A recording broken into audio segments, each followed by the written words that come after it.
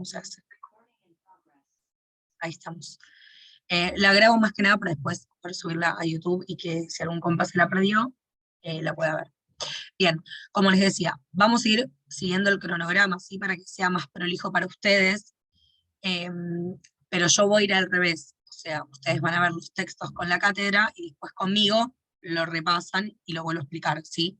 Porque no voy a dar una explicación adelantada sin que hayan escuchado la versión de los profes. Así que hoy, según el cronograma, tenemos que ver reflexiones sobre la potencialidad de la pedagogía, que ese es el texto introductorio de Mónica, que lo que va a intentar hacer es establecer una diferencia entre la educación como una práctica social, ¿sí? Y la pedagogía como una construcción discursiva de esa práctica, ¿sí? Vamos a hablar siempre que la pedagogía reflexiona sobre la educación. Ese es el primer texto que tenemos. Después vamos a ver el de Brailovsky, que es en realidad una nota periodística que está muy bueno, que es también el mismo tema, ¿no? La diferencia entre la educación como práctica social y la pedagogía como construcción discursiva de esa práctica. Y acá lo que básicamente vamos a ver es identificar, de alguna manera es la pregunta que los profesores hacen, es por qué la pedagogía es importante para un maestro y qué hace la pedagogía para ser importante, ¿no? Para los educadores. Ahí acepta Melina. Ese es el segundo texto, que ahí vamos a ver 3 como categorías importantes de conceptos que seguramente les tomen, eh, que bueno, también tiene que ver con 3 posturas muy diferentes, o 3 como racionalidades que analizan a la educación, que son totalmente diferentes. Y por último vamos a ver el texto de Siede, que lo que hace Siede es establecer visiones optimistas y pesimistas de la relación que obviamente entendemos que existe entre la escuela y la sociedad, ¿sí? La educación como un recurso político, ¿no? Y ahí es donde vamos a ver los optimismos y los pesimismos. Bien, voy a preguntar en el grupo si alguien se está por sumar para no arrancar a explicar y que alguien se lo pierda.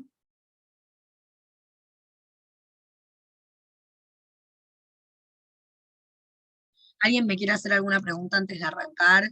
Algo que no haya entendido, eh, o que capaz tenga una duda. No sé si de contenido así específico, pero capaz algo de todo lo que dije les quedó alguna pregunta.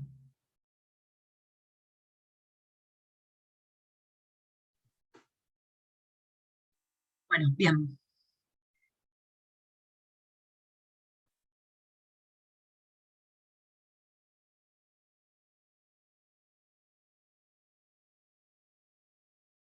Chica se llama Gaby, que dice que está esperando que la acepte, pero no la tengo.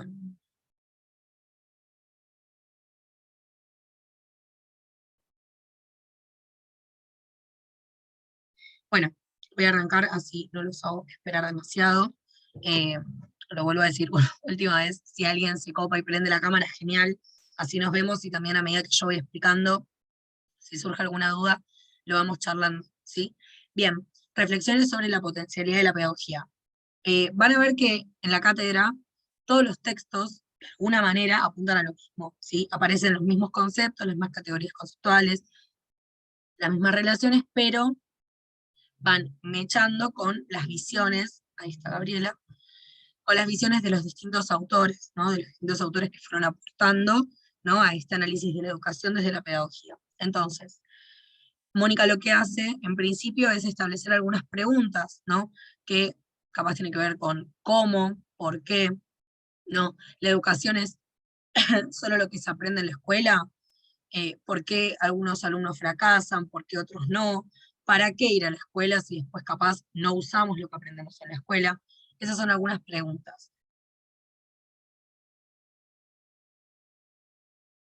Entonces, vamos a hablar, como dije antes, de que la pedagogía es una disciplina que se ocupa de pensar en educación, o sea, no tiene una acción en concreto, o una práctica en concreta, sino que sus reflexiones, ¿no? Sus preguntas, sus interrogantes van impactando sobre esa educación.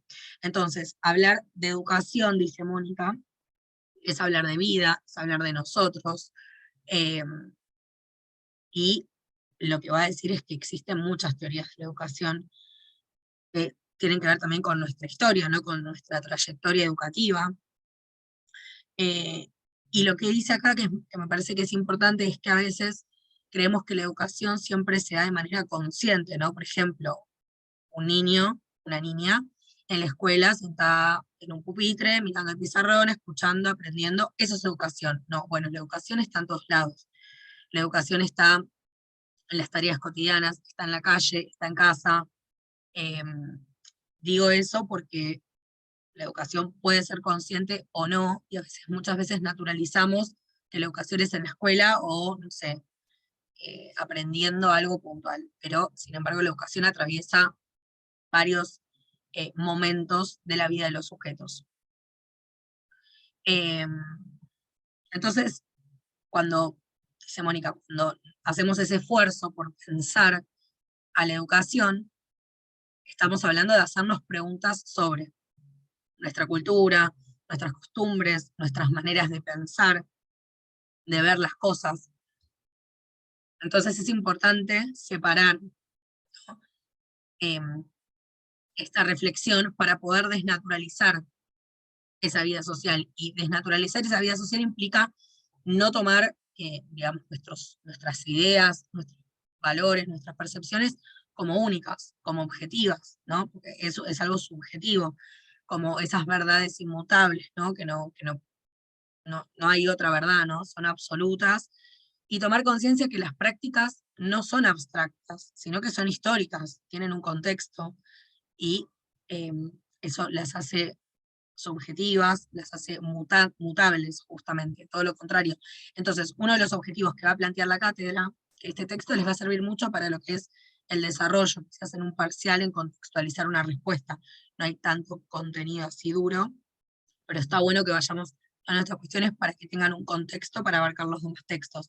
Entonces, uno de los objetivos que tiene esta cátedra con este texto es plantear, ¿no? Cuestionar, desestructurar todo eso que nos resulta natural, que nos resulta cotidiano porque ya está dado. Por ejemplo, la escuela. ¿Qué pasa en la escuela? Entonces, el desafío de alguna manera va a ser tomar distancia de eso que nos parece obvio, que nos parece natural, y poder comprender que hay una diferencia entre la realidad y el pensamiento de esa realidad, ¿sí? Y ese, dice Mónica, va a ser como el primer paso para la conformación, digamos, de ese pensamiento crítico al que apunta la materia. Entonces, como profesionales o como futuros profesionales de la educación, necesitamos de herramientas, dice Mónica, para poder salir de ese punto de vista, de eso cotidiano, de eso natural que ya está dado. Entonces, estas herramientas pueden ser teorías, pueden ser conceptos. Pero ¿qué pasa con esas teorías y esos conceptos? Nunca jamás en la vida van a ser neutros, ¿sí? Porque las miradas nunca van a ser parciales y tampoco van a ser objetivas, que es esto que venimos hablando. Entonces, el punto de partida del programa, dice Mónica, es iniciar con esa intencionalidad, ¿no? De promover ese proceso, ¿no? De construcción de herramientas, de recursos, para poder pensar y reflexionar sobre la educación. Entonces vamos a pensar a la educación como acto, ¿no? Como acto de pensamiento de esa práctica. Acá dice, pero imagínense qué pasa cuando no tenemos en nuestro vocabulario la noción de hegemonía, ¿no? O cuando decimos que es natural que los pobres fracasen en la escuela porque no tienen comida y no pueden pensar. Bueno, con ese lenguaje estamos aprendiendo de alguna manera, estamos instalando, estamos estableciendo una manera de ver el mundo. O sea, estamos clasificando el mundo, estamos valorándolo de alguna manera y lo estamos legitimando. Entonces, el lenguaje no solo nombra, ¿no? El lenguaje constituye, conforma, ¿sí? Y contribuye a poder legitimar ese orden social vigente, ¿no? Que nos introduce justamente en esta construcción del pensamiento crítico que plantea la cátedra. Entonces, como hablamos de esto, ¿no? De que el lenguaje no solo nombra, sino que ayuda a legitimar ese orden social, porque lo que decimos tiene un sentido y una intención, hablamos de que la educación tiene una función política, ¿sí? Entonces, cuando hablamos de esa concepción política, no estamos hablando de la educación como algo aislado, sino como un producto, ¿no?, de distintos factores, de distintos condicionamientos económicos, políticos y sociales, con un contexto, con una historia. Entonces la educación escolar nunca va a ser neutra y siempre va a tener una impronta ideológica. De hecho, la educación y la escuela siempre fue considerado como un aparato ideológico del Estado, ¿no?, para poder perpetuar esas ideas en los sujetos. Entonces, siempre tiene una direccionalidad y siempre va a tener una ideología. Entonces, hay que tomar como eje importante, ¿no?, la dimensión política, para así poder pensar la pedagogía y cuestionar esas verdades que históricamente nos fueron impuestas de alguna manera, ¿no?, esas verdades construidas, que la escuela es para todos, que la escuela, por ejemplo, es el templo del saber, que los docentes no tienen prejuicios sobre sus alumnos, que no los clasifican. eh, ¿Qué más puede ser? Que, por ejemplo, esto de la meritocracia, ¿no?, que los alumnos que mejor les va, porque son los que más se esfuerzan. Bueno, todo eso con la pedagogía lo vamos a tirar abajo, ¿sí? O por lo menos vamos a intentar tirarlo abajo con distintas teorías, como dice Mónica, conceptos que ayuden, ¿no?, a esa construcción del pensamiento crítico sobre la educación. ¿Hasta acá alguien tiene alguna pregunta? Algo que no haya entendido, algo que fue muy rápido.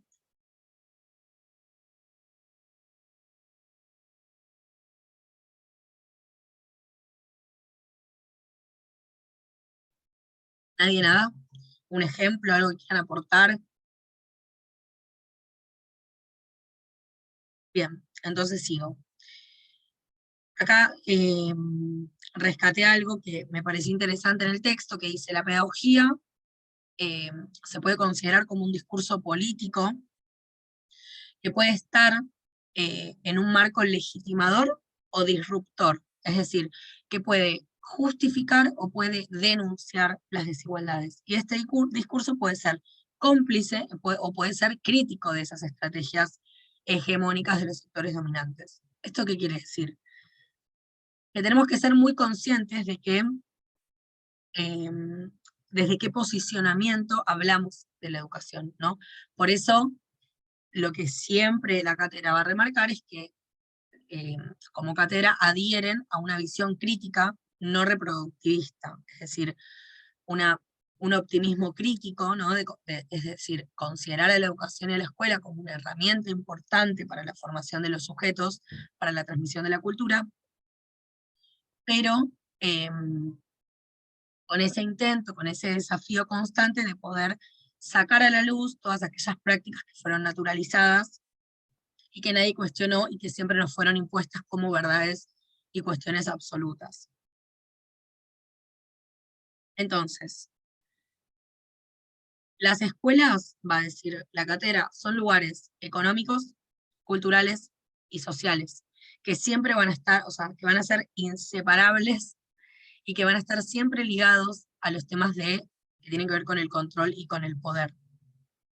O sea que la escuela no se va a limitar solamente a transmitir de manera objetiva un conjunto de contenidos, ¿no?, o un conjunto común de valores y conocimientos, sino que son instituciones que encarnan formas de conocimiento, usos del lenguaje, distintas relaciones sociales y valores que se seleccionan y digamos que también se excluyen algunas maneras particulares de la cultura general. Por ejemplo, hay muchísima comunidad boliviana en las escuelas y a esas personas de alguna manera se les arranca todos esos valores que ellos traen consigo mismos de su experiencia de vida, su cotidianeidad, y se les hace aprender lo que la escuela considera como legítimo, ¿no? Lo que está aceptado socialmente en la escuela. Entonces, eso también lo vamos a ir hablando más adelante con otros textos, especialmente el de Bourdieu. Pero bueno, en este texto van a ir viendo que aparecen como muchas cosas que capaz no, o sea, de varios textos, eso quiere decir, de varios conceptos que van a aparecer en toda la materia. Entonces, hablamos de que esta teoría de la resistencia, ¿no?, no reproductivista nos permite, como perseguir algunas respuestas, ¿no? Y lo que hace es sostener que las escuelas son espacios contradictorios, ¿sí? Porque por un lado, eh, reproducen esta cuestión de desigualdad social que viene de la sociedad en general, ¿no? Pero por otro lado también brindan posibilidades de poder resistir a esas lógicas dominantes, ¿no? ¿Por qué? Porque nos proporcionan conocimientos, también habilidades, oficios, para poder de alguna manera lograr esa acción transformadora. Que esto me voy a adelantar un poquito, pero en el texto de Siede, en este optimismo crítico que plantea la cátedra, que esa es la visión de la cátedra, nos dice que está bien, la escuela no puede con todo, pero tampoco es que no puede con nada, ¿no? Llegamos a la escuela y aprendemos a leer, aprendemos a escribir, y de alguna manera esas habilidades, en este caso aprender a leer y escribir, nos permiten leer discursos contrarios, es decir, no el que nos están eh, estableciendo como únicos, sino que esas herramientas, esos recursos son los que al sujeto le van a permitir ir a otras corrientes, ir a otras teorías y cuestionar eso que parece natural, pero que es bastante violento y eh, nos despoja quizás de nuestras cosas, ¿no? Entonces, por eso vamos a decir que la escuela es un espacio contradictorio, y lo vamos a repetir en todos los textos. Entonces, bueno, la escuela nos da estos conocimientos, estas habilidades sociales para lograr esa acción transformadora, ¿no? Brindar esas herramientas para que los sujetos tomen conciencia de esas situaciones que los oprimen, eh, que los despoja de sus creencias, y así poder adoptar quizás alguna posición alternativa.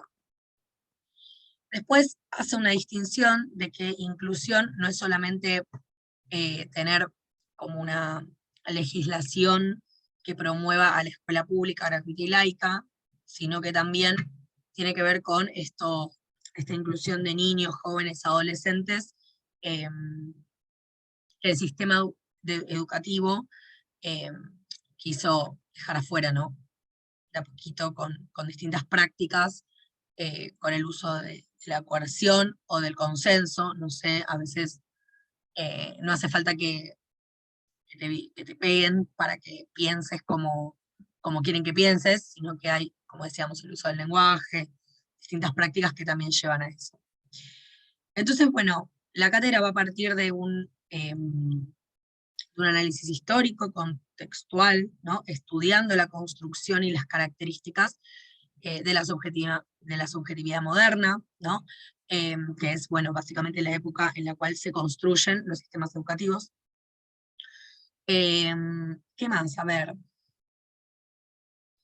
Después dice que como docentes desde un posicionamiento postcrítico tenemos que tener presente que las desigualdades sociales y escolares no tienen que ver con la genética, no radican en la genética, no son propiedades que sean innatas, ¿sí? Sino que tienen que ver con un origen desigual, o sea, un origen en la desigualdad, en la desigual distribución de las cosas materiales, ¿no? De las condiciones materiales y simbólicas, que bueno, tiene que ver con las sociedades en general. Entonces, la cátedra jamás va a tener a la pobreza como sinónimo de fracaso escolar, ¿sí? Sino que las desigualdades materiales y simbólicas tienen un punto de partida en la sociedad, que después eso se reproduce en la escuela, sí, pero no es sinónimo pobreza y fracaso. Eh, entonces, bueno, vamos a hablar, tiene una metáfora acá la cátedra de que dice que se trata de tener en vigilancia, ¿no? Esos lentes, se pone los lentes de la pedagogía y ya deja de ver al mundo, a la escuela, a la educación como la veía antes. Entonces, ya no la vemos desde nuestros hábitos y de todas esas cuestiones que tenemos tan instaladas, sino que va a haber otros matices de pensamiento, de percepción, de apreciación de esa realidad de la escuela. Aviso, en un ratito se va a cortar, así que nos volvemos a sumar, que nos quedan 2 textos todavía. Eh, a ver, díganme cómo vamos, voy muy rápido, si van entendiendo. Igual este texto, la verdad que es muy lindo de leer, no sé si alguien lo leyó, pero es bastante agradable, bastante amable para leerlo. Eh, y de alguna manera es lo que les digo, siempre el primer texto y el último de la cátedra engloba todos los conceptos que ustedes van a ir atravesando a lo largo de la cursada, y eso está bueno, porque les da vocabulario, les da contexto, les da desarrollo para poder desarrollar los conceptos más específicos. ¿Alguien tiene alguna duda? Sí, yo. A ver si podías repetir esto de que la escuela puede justificar, como que tenía 2 o 3 visiones contrarias o de consenso. Esa parte me quedó ahí como... Bien, sí, que a lo largo de la materia se van a ir dando cuenta de que la cátedra propone que la escuela es un espacio contradictorio. Primero porque reproduce las desigualdades que son, digamos, de origen sociedad, o sea, de antes de que lleguen a la escuela esos sujetos, y los reproduce porque tiene distintos mecanismos, como por ejemplo de control, de ordenamiento, de disciplina. Entonces, reproduce la misma desigualdad que la sociedad. O sea, básicamente, si un niño es pobre en la sociedad, cuando llega a la escuela, sigue siendo pobre y encima hay algunas cuestiones que se siguen asentando. Pero la cátedra dice, como en esa suerte de optimismo crítico, que es la postura que va a plantear la cátedra, dice, bueno, sí, o sea, no puede con todo, pero da herramientas. Acá, como dice Aus, o sea, te enseñan a escribir, te enseñan a leer, a contar, y todas esas cosas, por más naturalizadas que las tengamos, son herramientas que nos van a acompañar a los sujetos para poder ir desnaturalizando, ¿no? Como sacando a la luz todas esas cuestiones que nos oprimen, y vamos a poder leer discursos contrarios, discursos que representen nuestras realidades sociales, nuestras realidades económicas, nuestras realidades culturales. Por eso hablamos siempre de un espacio de disputa, de contradicción, porque como futuros profesionales de la educación no podemos decir que la escuela no sirve, pero tampoco podemos negar o sea, en todos los aspectos que falla la escuela, ¿no? De alguna manera a eso apunta la cátedra, como esto de, bueno, como este nene no come en la casa o no tiene para comer, y no le va a ir bien en la escuela, bueno, no. O sea, el desafío va a ser ese, ¿no? Apuntar a aquellos sujetos que llegan en esas condiciones y poder brindarles herramientas para que puedan crear su propio pensamiento crítico, su propia visión del mundo, porque transmitir cultura es, de alguna manera, imponer una visión del mundo, pero dejando lugar a que quizás también el sujeto forme su propia visión. Sí, eso lo vamos a ver más adelante en otros textos, cuando hablemos de, no sé si tienen el cronograma del texto de Gramsci, que habla de hegemonía, bueno, ahí nos metemos un poquito más de lleno ahí. Entonces hay un texto de Bourdieu que es hermoso, que es el de la cultura en la vida social, ese también está bueno. Y vamos a hablar un poco de, seguramente la clase que viene lo nombren, los procesos de deculturación y reeducación, qué pasa con los chicos que llegan a la escuela y de repente ninguna de las dinámicas que hay en la escuela coincide con su vida. Por ejemplo, un nene que llega a la escuela y le dicen, sentate en la silla, pero ese nene en la casa no tiene silla, entonces no sabe lo que es sentarse en una silla. O no sé, vive en un cuarto con 8 hermanos y no hay sillas para los 8, entonces de repente la escuela le pide algo que ese sujeto no comprende porque no lo atraviesa, no lo interpela. Bueno, esas son todas cuestiones que vamos a ir charlando. ¿Alguien más tiene alguna pregunta?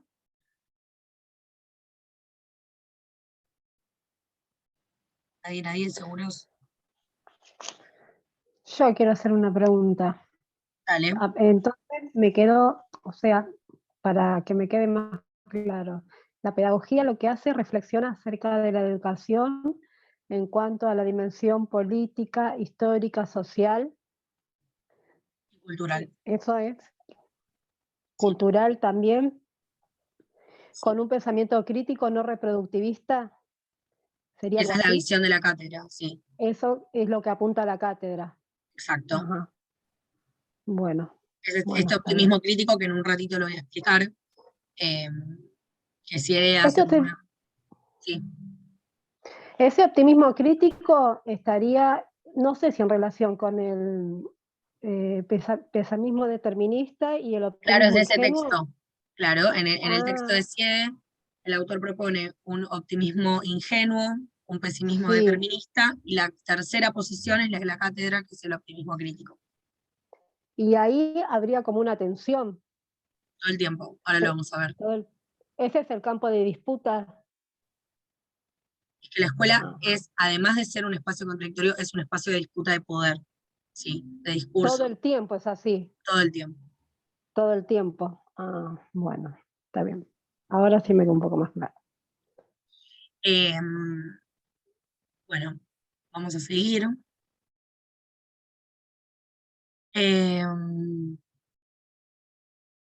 Bien, acá hay algo que me gustaría resaltar, que es, seguimos ampliando, ¿no?, esta mirada de la cátedra, de ver que las desigualdades no solo van a venir de condicionamientos, socioeconómicos, sino que también a la escuela concurren alumnos, que la desigualdad tiene que ver con factores quizás étnicos, raciales, de género. Entonces ahí esas también son cuestiones que naturalizamos, como yo les daba el ejemplo de la comunidad boliviana, pero también puede suceder que de repente llegue una persona asiática a la escuela, llegue una chica trans, un varón trans, ¿no? Y esas son cuestiones que todo el tiempo en nuestra sociedad van cambiando y la escuela todavía se queda atrás, todavía se queda sin esos recursos o esas herramientas quizás de comprensión, de contención, no digo todas las escuelas, ¿no? Pero hay una bajada muy puntual en qué está aceptado en la escuela y qué no. Entonces, ahí es donde seguimos reproduciendo desigualdad, y por eso la cátedra tiene una postura no reproductivista, ¿no? Que la escuela deje de reproducir las desigualdades de origen. Sí, Belu.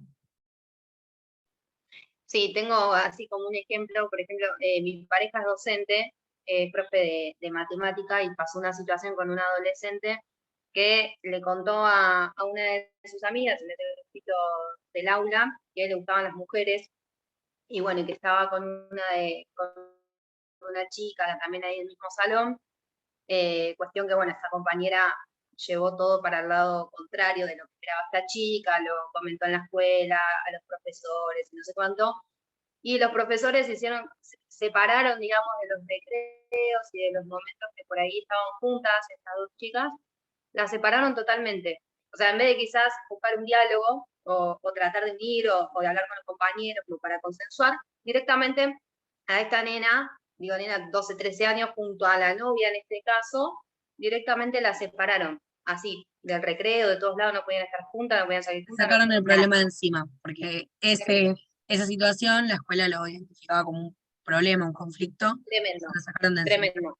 Aparte todos los problemas que hoy en día se encuentran en la adolescencia también, y todo lo que tiene que ver con el contexto. Además, esta nena tenía muchos problemas en su casa. Es un peligro, bueno, porque una docente te puede marcar de por vida, terrible, o una ¿no? decisión de la Terrible. escuela, o una sanción, un reto, lo que sea, condiciona Porque para siempre. aparte yo hablaba y le decía, pero fíjate vos, quizás esta nena encontró en la escuela esto de decir, lo cuento, me desahogo, o lo converso y quizás alguien me apoya, y al final la misma escuela, más allá de esta compañera, que hoy está, es amiga y mañana no, digo, la misma escuela como institución directamente